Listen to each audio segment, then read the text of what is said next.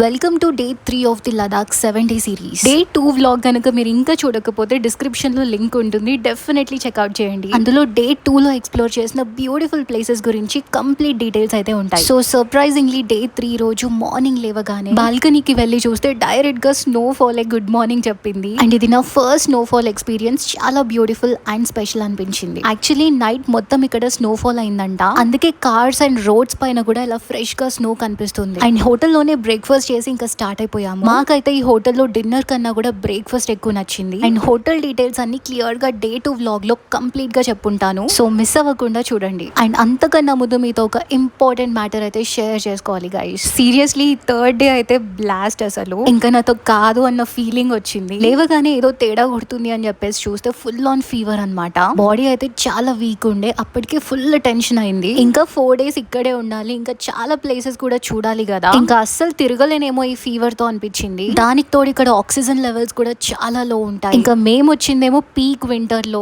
పెద్ద స్టంట్ అనే చెప్పాలి. ఇదంతా అసలు ఎందుకైందని ఒక్కసారి రివైండ్ చేసి చూస్తే మనం డే 1 ఇంకా డే 2 చేసిన స్టంట్స్ అయితే అస్సలు మామూలువి కాదనమాట. లదాఖ్ కి సమ్మర్ లో వెళ్లే వాళ్ళే ప్రాపర్ గా జాకెట్స్ వేసుకొని, వులెన్ క్యాప్స్ పెట్టుకొని, మెయిన్ గా థర్మల్స్ వేసుకొని, నోస్ కవర్ చేసుకొని, ఇంకా గ్లౌజెస్ కూడా వేసుకుంటారు. మేమేమో ప్రాపర్ వింటర్ టైమ్ లో వెళ్ళి, అది కూడా ఇండియాలోనే ఇది కూలెస్ట్ ప్లేస్ అని తెలిసి కూడా గ్లౌజ్ వేసుకోలేదు, నోస్ కవర్ చేసుకోలేదు, ఇంకా క్యాప్ అంటారా అస్సలే పెట్టుకోలేదు. మెయిన్ గా వ్యూస్ క్రేజీ ఉన్నాయని చెప్పేసి కార్ లో నుంచి దిగి క్లైమేట్ కి ఎక్స్పోజ్ అవ్వడం వల్ల వచ్చిన ఫీవర్ అని బాగా అర్థమైంది. మళ్ళీ ఏవి తీసుకెళ్లలేదా అని అంటే అది కూడా కాదు. థర్మల్స్, క్యాప్స్, గ్లౌజెస్, మఫ్లర్స్ అలా ప్రతి ఒక్కటి తీసుకెళ్ళినాం. ఇంకా థర్మల్ స్టోరీ అయితే అసలు చెప్పుకోవద్దు కూడా. తీసుకెళ్లే అంతవరకు బానే ఉంది, కానీ అక్కడికి వెళ్ళాక ఎందుకులే టైట్ గా కంఫర్ట్ ఉండదని ఒక్క రోజు కూడా వాడలేదు. హార్డ్లీ ఒక్కటే రోజు అనుకుంటా అంతే. ఇంకా సెకండ్ డే నుంచి 7th డే వరకు అసలు దాన్ని చూడని కూడా చూడలేదు గైస్. సో వాటి వల్ల వచ్చిన ఎఫెక్టే అన్నమాట ఇది. సో దాన్ని బట్టి నాకు ఏం అర్థమైందంటే, కొని తీసుకెళ్లడం వరకు మాత్రమే కాదు, డెఫినెట్లీ దాన్ని వాడాలని కూడా చాలా క్లియర్ గా అర్థమైంది. సో మీరైతే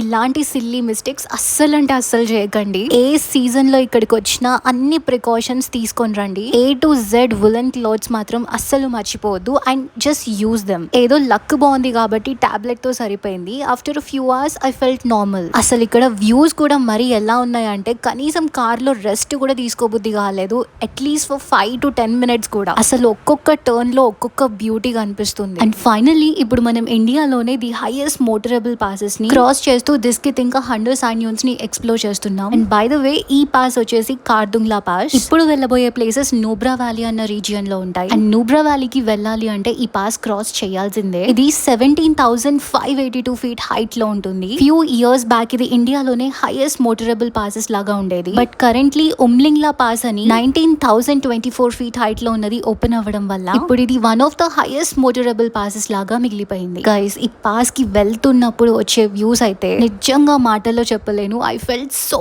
dam lucky to witness this beauty. ఒక కంప్లీట్ వైట్ వండర్లాండ్ లో ఉన్నట్టు అనిపించింది. ఆల్మోస్ట్ 3 hours వరకు మొత్తం ఇవే వ్యూస్. అసలు వింటర్ లో కొంచెం రిస్క్ చేసి వచ్చినా కూడా ఫుల్ టు వర్త్ ఇట్ అనిపించింది. హెల్త్ బాగాలేదని కార్ లో ఒక్క సెకండ్ కూడా రెస్ట్ తీసుకోబుద్ధి కాలేదు. అసలు నమ్మరు గానీ ఒక్కొక్క టర్నింగ్ లో ఒక్కొక్క వ్యూ అన్నమాట. అందుకే ఒక్క సెకండ్ లోనే వ్యూస్ ఎక్కడ మిస్ అయిపోతామో అన్న ఫీలింగ్ లోనే ఉండే. బట్ గైస్, నిజంగా లైఫ్ లో ఒక్కసారైనా ఇలాంటి ప్లేస్ ఎక్స్పీరియన్స్ చేయాల్సిందే. ఇక్కడ చూసారా, ఇది ఫస్ట్ వ్యూ ఆఫ్ లే అంట. ఇక్కడ నీట్ గా స్టెప్స్ కూడా ఉన్నాయి పైకెక్కి లొకేషన్ చూడడానికి. చూస్తున్నారుగా, అదే టైంలో ఇక్కడ స్నోఫాల్ కూడా అవుతుంది. వ్యూస్ క్యాప్చర్ చేసుకోవడానికి ఇంకా పిక్చర్స్ దిగడానికి ఇది ది బెస్ట్ ప్లేస్ అని చెప్పొచ్చు. సో మీరు కూడా వెళ్తే మాత్రం ఈ ప్లేస్ ని అస్సలు మిస్ అవ్వకండి, మామూలుగా ఉండదు. సో ఆల్మోస్ట్ ఇక్కడ 30 minutes వరకు ఉండి ఒక చిన్న టీ బ్రేక్ తీసుకున్నాము. వావ్, ఇంత కూల్ క్లైమేట్ లో వేడి వేడిగా టీ తాగుతూ ఉంటే 2 minutes లో చల్లగైపోయింది అనుకోండి, బట్ స్టిల్ అదొక సాటిస్ఫాక్షన్ అన్నమాట. చూస్తుంటేనే లంచ్ టైం కూడా దాటిపోయింది, అయినా అసలు ఆ వే మొత్తం అసలు ఒక్క రెస్టారెంట్ కూడా కనిపించలేదు. అంత అవసరం కూడా అనిపించలేదు, ఎందుకంటే లొకేషన్స్ చూసుకుంటూ తిండి తినాలన్న విషయం కూడా మర్చిపోయాం. సో ఫైనల్లీ మా డ్రైవర్ ఈ చో కెఫే రెస్టారెంట్ దగ్గర లంచ్ చేయడానికి స్టాప్ చేశారు. రెస్టారెంట్ అయితే ఇలా ఉంది. ఆల్రెడీ నాకు ఫీవర్ ఉండే అని నేను నాన్ వెజ్ ఆర్డర్ చేయలేదు,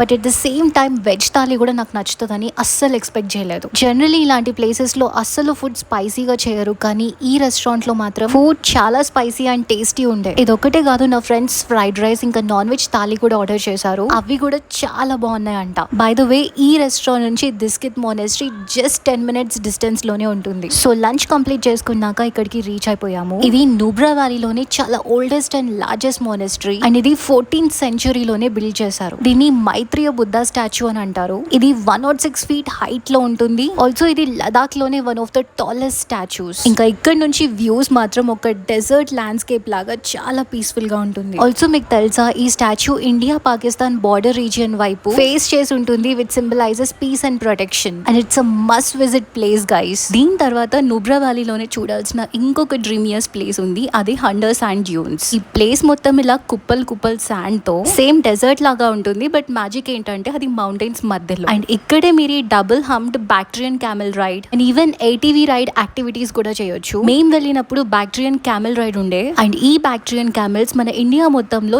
జస్ట్ 150 to 300 క్యామెల్స్ మాత్రమే ఉన్నాయి. అండ్ సర్ప్రైజింగ్లీ అవి మీకు ఓన్లీ ఈ నూబ్రా వ్యాలీలో మాత్రమే కనిపిస్తాయి. అంత రేర్ అన్నమాట ఇవి మన దగ్గర. ఇది మేము ఆఫ్ సీజన్ లో వెళ్ళాం కాబట్టి జస్ట్ 800 rupees per person మాత్రమే పడింది. బట్ సీజన్ లో దీని ప్రైస్ ఇంకా ఎక్కువ ఉంటుందని చెప్పారు. నేనైతే అసలు క్యామెల్ రైడ్ చేయడం ఇదే ఫస్ట్ టైం, అందుకే ముందు చాలా భయం వేసింది. బట్ వన్స్ స్టార్ట్ అయ్యాక చెప్తున్నా, నేనైతే ఈ రైడ్ పక్కా సజెస్ట్ చేస్తా గైస్. ఎంత గ్రేట్ ఎక్స్పీరియన్స్ ఇచ్చిందంటే ఆల్మోస్ట్ ఒక 20 minutes వరకు ఉండే. క్యామెల్ మొత్తం అలా చుట్టూ తిప్పుకొని వస్తుంది. బెస్ట్ పార్ట్ ఏంటంటే దీనికి డబుల్ హంప్ ఉండడం వల్ల వన్స్ కూర్చున్నాక బ్యాక్ సపోర్ట్ కూడా ఉంటుంది. నాకైతే అసలు ఈ రైడ్ చేస్తున్నంత సేపు 1 second కూడా రైడ్ అన్నట్టే అనిపించలేదు. ఇన్ఫాక్ట్ నేను రియల్ గానే ఈ క్యామెల్ రైడ్ చేస్తున్నానా లేకపోతే డ్రీమ్ లో ఉన్నానా అన్న ఫీలింగే ఉండే. ఎందుకంటే ఫస్ట్లీ ఇక్కడ ఎవ్వరు లేరు. ఏ సైడ్ ఎక్కడ చూసినా సరే చుట్టూ పెద్ద పెద్ద మౌంటైన్స్ మాత్రమే ఉన్నాయి. జస్ట్ నేను, క్యామెల్ ఇంకా మౌంటైన్స్ అంతే. అసలు ఆనెస్ట్లీ ఇది కదా పీస్ అన్న ఫీలింగ్ వచ్చింది. సో మీరు కూడా వెళ్తే మాత్రం ఇలాంటి ఎక్స్పీరియన్స్ అస్సలు మిస్ అవ్వద్దని చెప్తా. ఈవినింగ్ 5:30 అలా అయినట్టుంది ఇదంతా కంప్లీట్ అయ్యేసరికి. అండ్ ఇక్కడ క్యూట్ గా ఒక బాన్ ఫైర్ సెటప్ కూడా ఉండే. అంటే ఈ చలికి ఇది చాలా మ్యాండేటరీ అనుకోండి.